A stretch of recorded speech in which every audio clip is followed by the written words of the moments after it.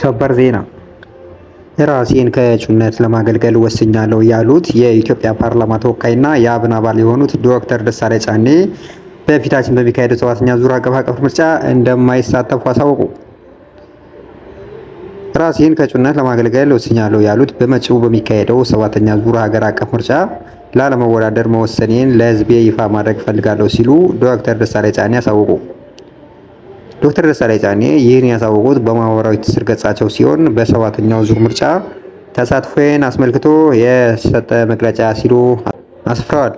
ዶክተር ደሳለኝ ባለፉት ዓመታት በሕዝብ ተወካዮች ምክር ቤት ውስጥ በኩሩ የባህር ዳር ከተማ ሕዝብ ተመርጬ እናንተን ወክዬ ለሕዝባችን ሀቀኛ ድምፅ ለማገልገል በመቻሌ ታላቅ ክብርና ኩራት ይሰማኛል በማለት ምስጋናቸውንም አቅርበዋል።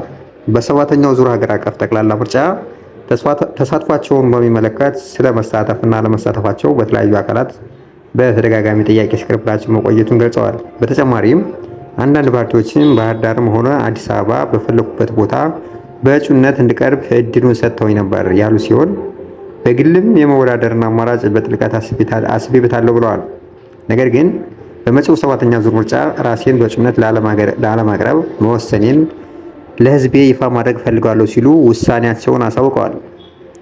የፓርላማው ተወካይ ዶክተር ደሳለኝ ለዚህ ውሳኔ ያበቃኝ ዋነኛው ምክንያት በአሁኑ ወቅት በሀገራችን ካለው ተጨባጭ ነባራዊ ሁኔታ ጋር የተያያዘ ነው ብለዋል። ዶክተር አክለውም ፍትሐዊ፣ ነፃና ሰላማዊ ምርጫ ለማካሄድ የሚያስችል ምቹ መደላደል አለመኖሩና በፓርላማ ውስጥ ተጨማሪ 5 ዓመታት መቆየቴ ለሕዝቤ የማበረክተው የረባ ጥቅም የሌለ መሆኑን ተረድቻለሁ ብለዋል።